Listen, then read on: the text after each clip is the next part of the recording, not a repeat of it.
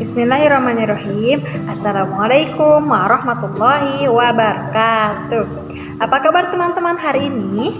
Semoga teman-teman dan keluarga selalu dalam keadaan sehat walafiat ya.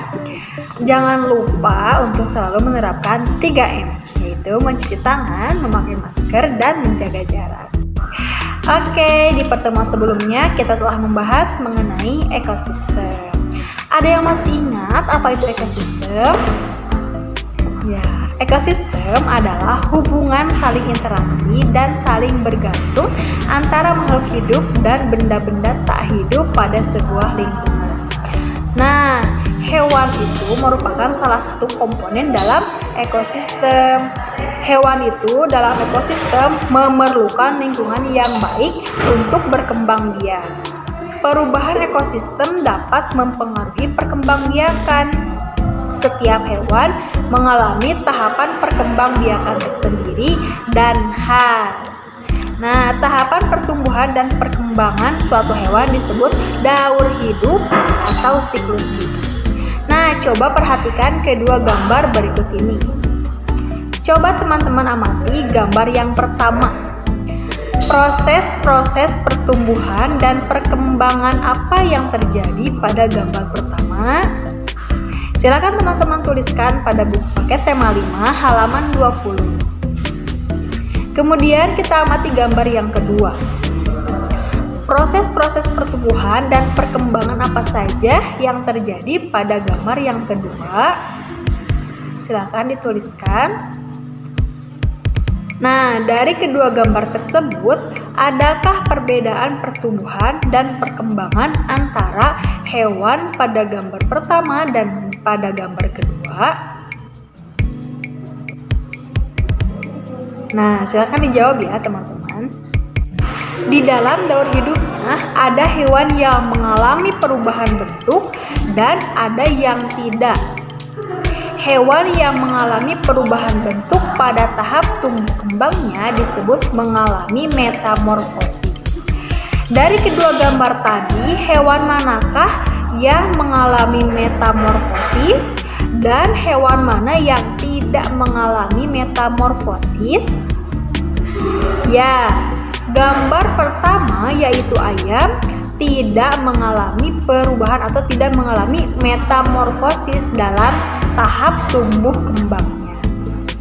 Ayam berkembang biak melalui telur, kemudian telur tersebut menetas menjadi anak ayam dan menjadi ayam dewasa. Tidak ada perubahan bentuk ya dalam tahap tumbuh kembang ayam ini. Mulai dari menetas dia langsung menjadi anak ayam, tidak menjadi pupa dulu atau tidak menjadi bentuk yang lain dulu, tapi langsung anak ayam. Kemudian dia berubah menjadi ayam dewasa. Nah, pada gambar yang kedua yaitu kupu-kupu. Kupu-kupu itu mengalami perubahan bentuk ya, mulai dari telur, kemudian dia berubah menjadi ular, menjadi kepompong, kemudian tumbuh menjadi kupu-kupu muda dan kupu-kupu dewasa. Nah, pada tahap tumbuh kembang kupu-kupu ini, kupu-kupu mengalami perubahan bentuk yang sangat berbeda di setiap tahapannya, sehingga kupu-kupu ini termasuk hewan yang mengalami metamorfosis secara sempurna. Ya, karena mengalami perubahan bentuk yang sangat berbeda dari setiap tahapannya. Kupu-kupu berkembang biak dengan cara bertelur, kemudian menetas menjadi ulat atau larva yang aktif mencari makan.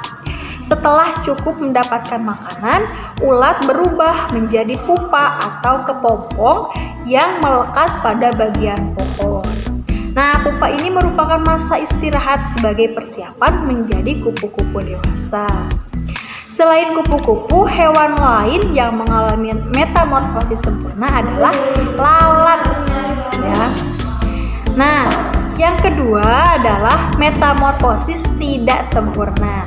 Metamorfosis ini terjadi pada hewan yang mengalami perubahan bentuk yang tidak terlalu berbeda pada setiap perkembangannya. Nah, jadi pada hewan yang mengalami metamorfosis tidak sempurna ini terjadi perubahan bentuk ya teman-teman, tetapi tidak terlalu berbeda dari setiap tahapan perkembangannya. Hewan kelompok ini tidak mengalami fase larva dan pupa. Ya, contoh hewan yang mengalami metamorfosis tidak sempurna adalah kecoa. Kecoa berkembang biak dengan bertelur. Telur kecoa menetas menjadi kecoa muda atau disebut nimfa. Nimfa kemudian mengalami beberapa kali pergantian kulit sebelum menjadi kecoa dewasa. Pergantian kulit ini disebut ekdisis. Nah, itu dia penjelasan materi kita hari ini mengenai daur hidup atau siklus hidup hewan. Terima kasih atas perhatiannya. Wassalamualaikum warahmatullahi wabarakatuh.